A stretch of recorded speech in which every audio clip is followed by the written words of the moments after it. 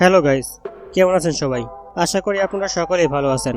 আজকের ভিডিওতে আমরা পাকিস্তানি বংশোদ্ভূত জনপ্রিয় প্লেব্যাক সিঙ্গার আতিফ আসলাম সম্পর্কে সংক্ষেপে জানার চেষ্টা করব।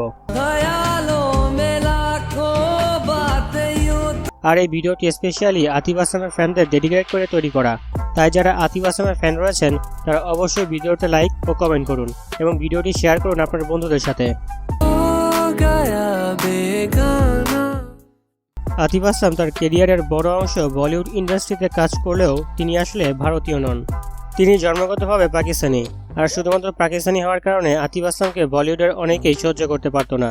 এমনকি ভারতের একটি রিয়েলিটি টিভি শোতে একজন প্রতিযোগী আতিফের গান গেয়েছিল বলে বিচারকের আসনে থাকা ভারতীয় বিচারক প্রতিযোগীকে শূন্য দিয়েছিল।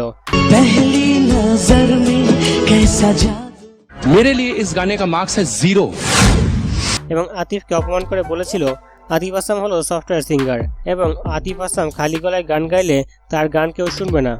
वो सिंगर नहीं है जो बेसुरे आवाज को मशीनों से सुर में किया जाता है। আতিফ আসলামকে বারবার বহুভাবে অপমান করলেও আতিফ কখনোই এর প্রতি উত্তর করেননি কিংবা তাকে অপমান করা ব্যক্তিদের প্রতি কোনো ক্ষোভ প্রকাশ করেননি। তিনি আপন মনে কাজ করে গেছেন এবং সামনে এগিয়ে গেছেন। তার গলার জাদুতে মন জয় করেছেন বাংলাদেশ, পাকিস্তান, ভারত সহ আরও বহু দেশের মানুষের।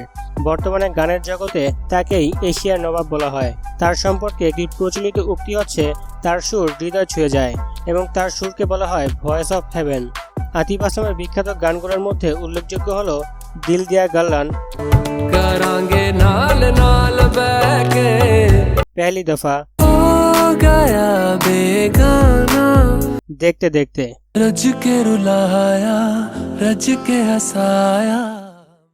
বাংলাদেশেও আতিফ আসলামের অগণিত ভক্ত রয়েছে এবং তাদের জন্য আতিফ আসলাম ঢাকায় এসে লাইভ কনসার্ট করে গিয়েছেন। আতিফ আসলাম 1983 সালের 12 মার্চ পাকিস্তানের ওয়াজিরাবাদ শহরে জন্মগ্রহণ করেন। সেই হিসেবে তার বর্তমান বয়স হচ্ছে 41 বছর এবং তার উচ্চতা 5 ফিট 8 ইঞ্চি। আতিফের বাবার নাম মোহাম্মদ আসলাম, তিনি পেশায় একজন চাকরিজীবী ছিলেন এবং তার মার নাম রেহানা শাহিন, তিনি পেশায় একজন গৃহিণী। আতিফরা মোট 4 ভাই 1 বোন এবং ভাইদের মধ্যে আতিফ আসলাম তৃতীয়। আতিফ আসলাম পাকিস্তানের ইউনিভার্সিটি অফ সেন্ট্রাল পাঞ্জাব থেকে কম্পিউটার সায়েন্সে ব্যাচেলর ডিগ্রি অর্জন করেন এবং তিনি 2013 সালে বিয়ে করেন তার ইউনিভার্সিটি লাইফের প্রেমিকা সারাকে। সারা পেশায় একজন স্কুল শিক্ষিকা এবং তার ঘরে বর্তমানে 2টি পুত্র সন্তান ও একটি কন্যা সন্তান রয়েছে। বর্তমানে আতিফ আসলামের মোট সম্পদের পরিমাণ হলো 180 কোটি ইন্ডিয়ান রুপি। আতিফ আসলাম বর্তমানে এশিয়ার নামকরা গায়ক হলেও তিনি তার জীবনের শুরুর দিকে গায়ক হওয়ার কথা স্বপ্নেও ভাবেননি। আতিফ আসলাম 14 বছর বয়সে হাই স্কুল শেষ করেন এবং 17 বছর বয়সে পাকিস্তানের জাতীয় অনূর্ধ্ব ক্রিকেট দলের ফাস্ট বোলার হিসেবে নির্বাচিত হন। তবে কোনো এক অজানা কারণে তাকে পরবর্তীতে দল থেকে বাদ দেওয়া হয়। জাতীয় দল থেকে বাদ যাওয়ার পর আতিফ আসলাম 2002 সালে তার বন্ধুদের সাথে মিলে একটি গানের দল তৈরি করেন এবং এই গানের দলের নাম ছিল জাল ব্র্যান্ড। প্রথম দিকে তারা পাড়া মহল্লায় গান গাইতেন এবং এই গানের সূত্র ধরে পরবর্তীতে 2004 সালে আতিফ তার বাইক বিক্রি করে জাল ব্র্যান্ডের সাথে তার প্রথম মিউজিক ভিডিও রিলিজ করেন এবং আতিফ আসলামের গাওয়া প্রথম গানটি হচ্ছে আদাত।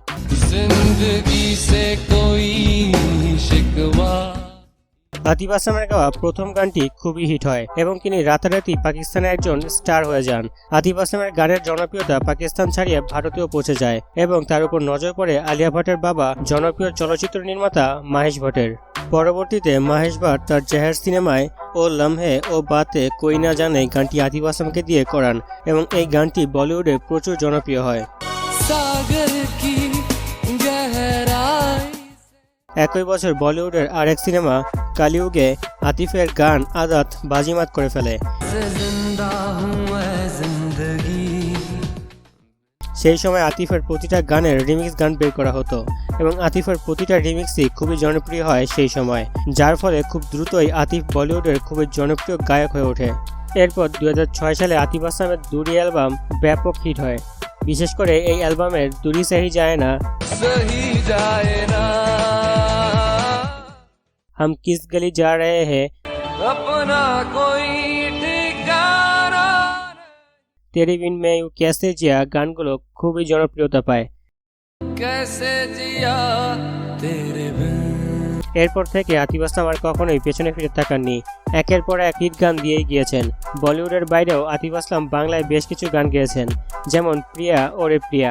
গান গাওয়ার বাইরে পাকিস্তানের বেশ কিছু সিনেমায় তিনি প্রধান চরিত্রে অভিনয় করেছেন। ভারত পাকিস্তানের বাইরেও তার গান ব্যবহৃত হয়েছে হলিউডের ম্যান পুরস্কার সিনেমাতে। বর্তমানে ভারত পাকিস্তান সম্পর্কের অবনতির কারণে আতিফ বলিউডে গান করা থেকে বিরত রয়েছেন। তবে তিনি তার জীবনে যত গান করেছেন তাতে তিনি যদি আর কখনো গান নাও করেন তবে তার কিছু যাবে আসবে না এবং তিনি সবসময় দর্শকদের হৃদয়ে গেঁথে থাকবেন। আতিফ আসলাম বলিউডের সেরা গান উপহার দিলেও ইন্ডিয়াতে আজ পর্যন্ত কোনো অ্যাওয়ার্ড পাননি। তবে তার দেশ পাকিস্তান ঠিকই তাকে তার যথাযথ মর্যাদা দিয়েছে। আতিফকে পাকিস্তান তাদের সর্বোচ্চ সম্মাননা তঙ্গাই ইমতিয়াজে ভূষিত করেছে। আতিফ আসলাম হলেন বর্তমান সময়ের একজন লিভিং লেজেন্ড। তাকে অ্যাওয়ার্ড দিয়ে আপনি বিচার করতে পারবেন না। তো যাই হোক, দেখতে দেখতে আমরা ভিডিওর একদম শেষে চলে এসেছি। ভালো থাকবেন ও ভালো রাখবেন আপনার চারপাশ। আসসালামু আলাইকুম।